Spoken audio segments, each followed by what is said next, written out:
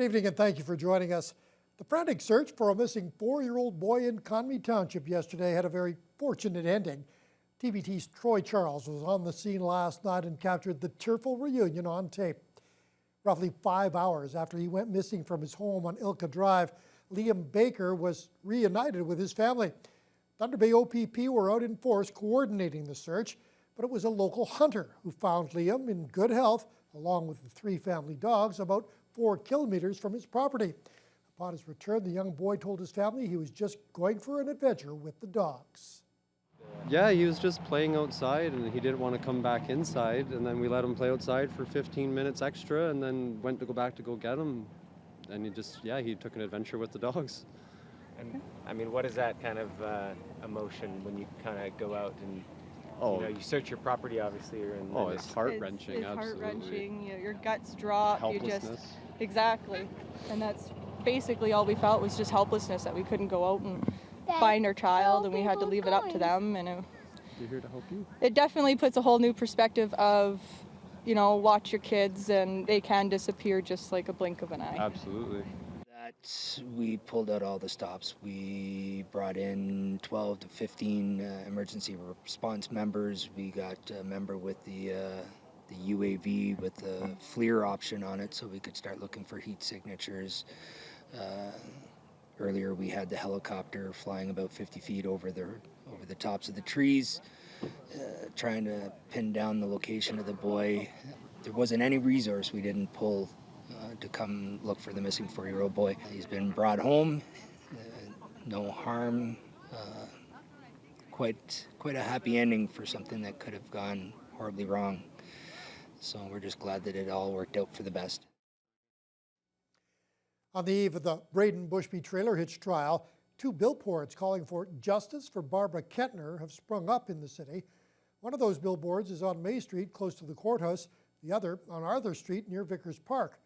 The 34-year-old Kettner was a member of the Wabigoon Lake Ojibwe Nation near Dryden. An official with Grand Council Treaty 3 says the billboards were paid for by a private individual from that region. Kettner died in hospital in July of 2017, 5 months after she was struck in the abdomen by a metal trailer hitch thrown from a moving vehicle. The 21-year-old Bushby had been charged with second-degree murder, but last month the Crown announced that he would be instead tried for the lesser charge of manslaughter. That sparked outrage from Indigenous rights groups and others. The 4-day trial is scheduled to begin next Tuesday, but with the recent fire at the Thunder Bay Courthouse, Bushby's lawyer says he's not sure if that start date will be pushed back. An anonymous group has launched a campaign to put the brakes on Thunder Bay City Council's decision to move ahead with a multi-use indoor turf facility. The group has taken out multi-page ads in the daily newspaper saying now is not the time for the project. They've also launched websites and an online survey in recent days. Dougal Media spoke with a representative of the group who declined to be named publicly. He claims the survey has garnered nearly 400 responses by last evening, with only 2 people in favor of proceeding with the project at this time.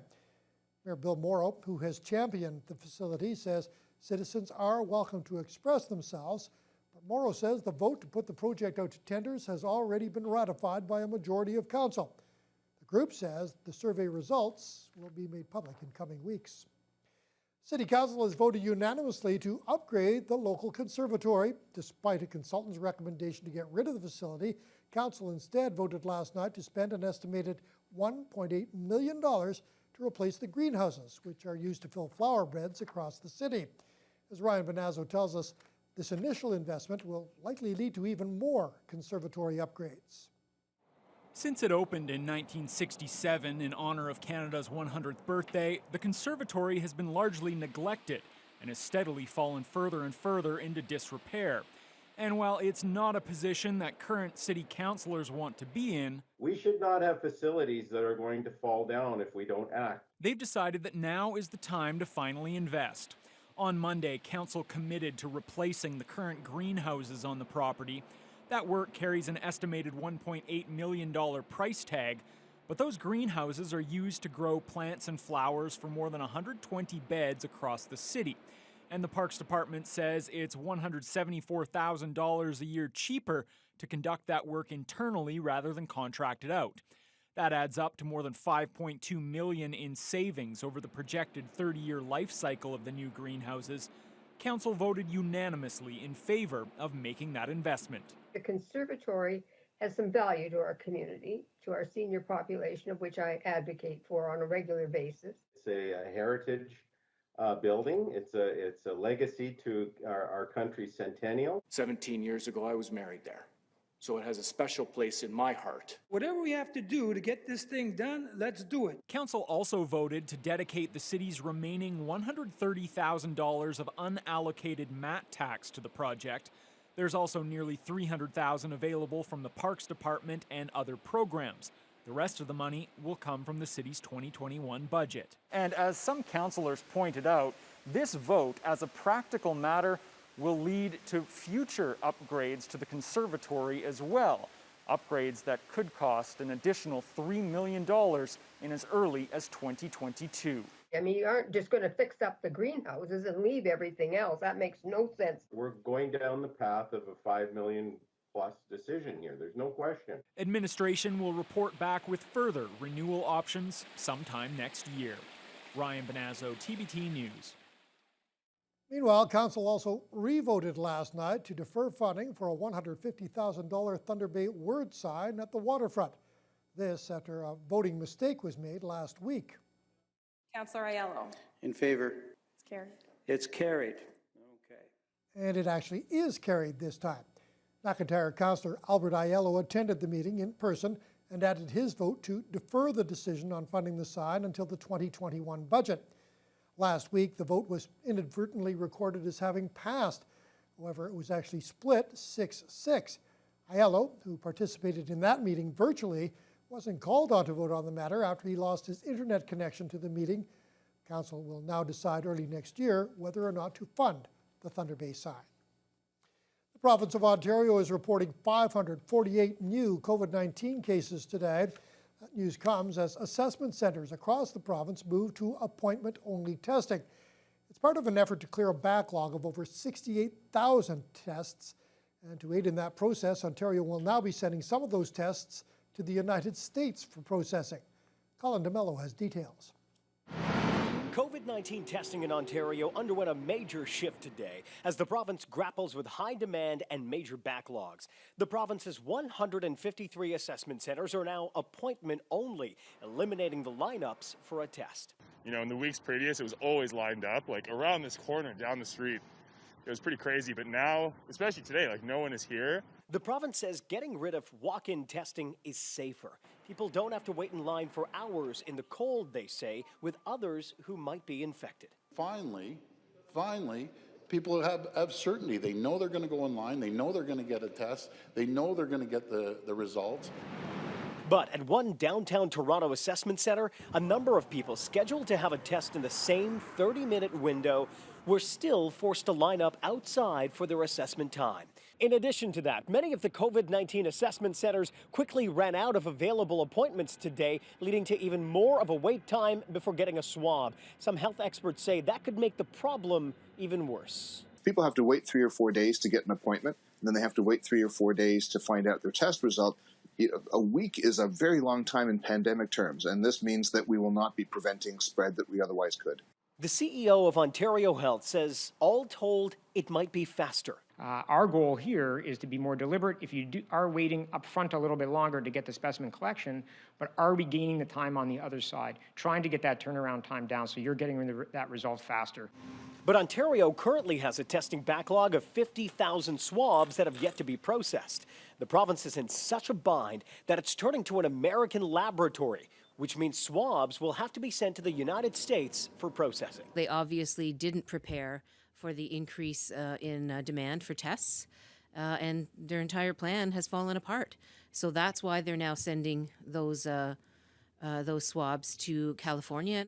The Premier's promising the testing backlog will be down to 10 or 20,000 tests in the next 2 days.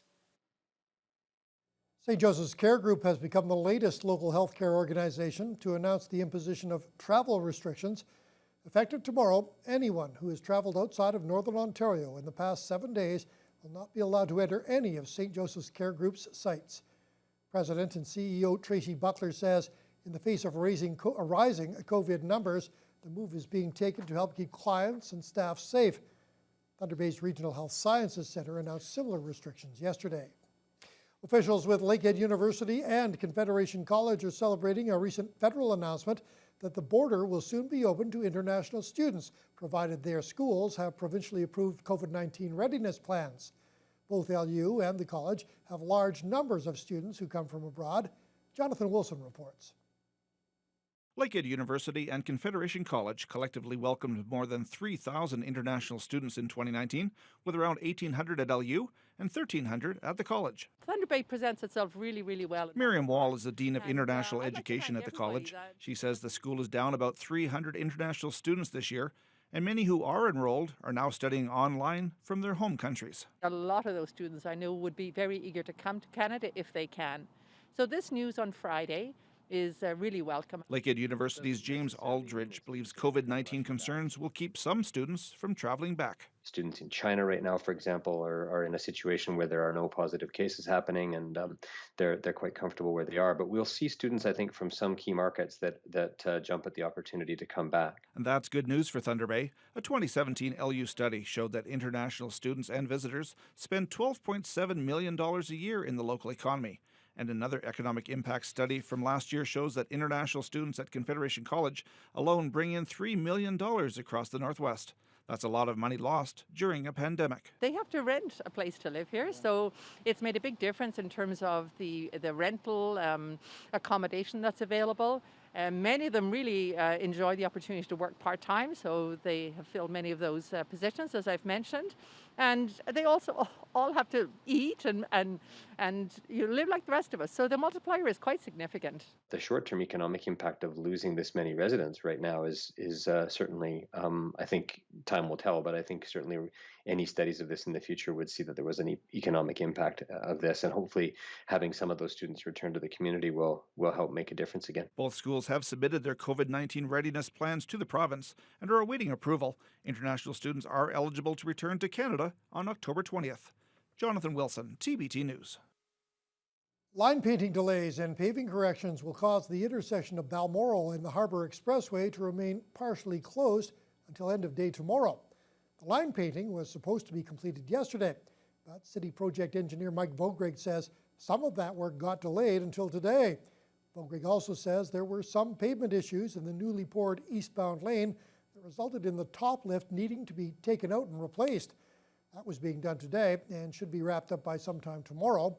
Vogreg estimates that by Thursday, the intersection, all lanes, will be fully reopened to traffic. And Thunder Bay's annual Parade of Lights has officially been canceled. Organizers say they are very disappointed with the decision, but say they wanted all of their volunteers to be safe during the pandemic. The parade is a fundraiser that benefits 4 local charities. Hundreds of people turn out every year to see the brightly lit transport trucks and other vehicles, but they'll now have to wait until 2021.